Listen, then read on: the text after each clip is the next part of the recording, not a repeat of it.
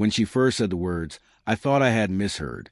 "I'm going on a self-discovery trip," she told me, standing in the kitchen with her suitcase already half-packed. She didn't look me in the eyes when she said it. Her hands fumbled with the zipper, her mouth pressed into a thin line. Then came the dagger. With my high school lover. For 3 weeks.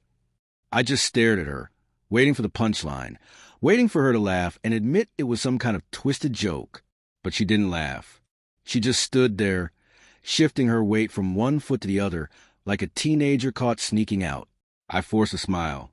"Sound great," I said, my voice calm, almost too calm. Inside, I was shattering. My wife, my partner 10 years, was openly telling me she was leaving me behind to go play house with the boys she once kissed under bleachers. Her shoulders relaxed when she heard my response. She must have thought she'd won, that I would stay, waiting faithfully for her to discover herself, while she rekindled old flames in exotic hotels and faraway places.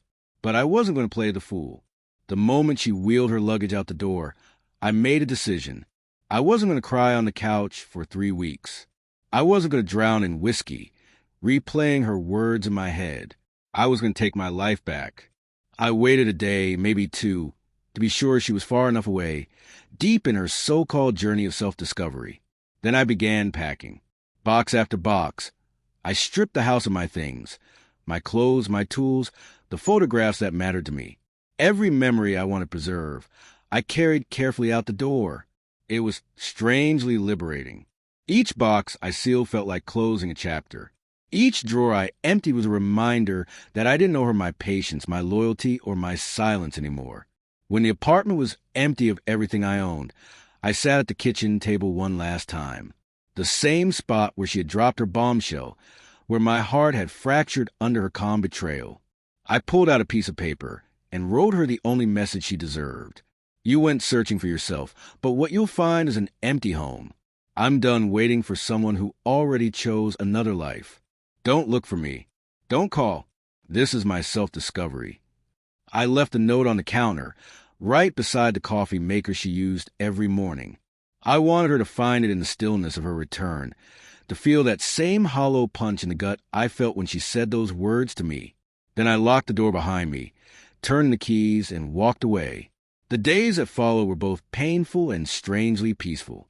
I stayed with a friend at first, then signed a lease on a small apartment across town. It wasn't much, just a single bedroom, plain walls, the faint smell of old wood. But it was mine and free of her shadows.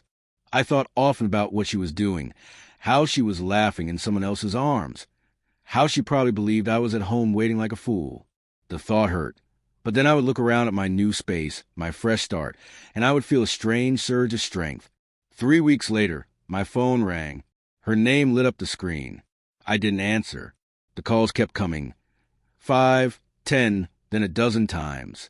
Finally, she left a voicemail. I listened once, just once, to the sound of her frantic voice. "Where are you? The apartment is empty. What is this? Where's your stuff? Why would you leave me like this?" The irony almost made me laugh. Why would you leave me like this? She had walked out first. She had left me long before I packed my things. She just thought I'd sit there, loyal and naive, waiting for her to return from her adventure. I never called back. I never explained.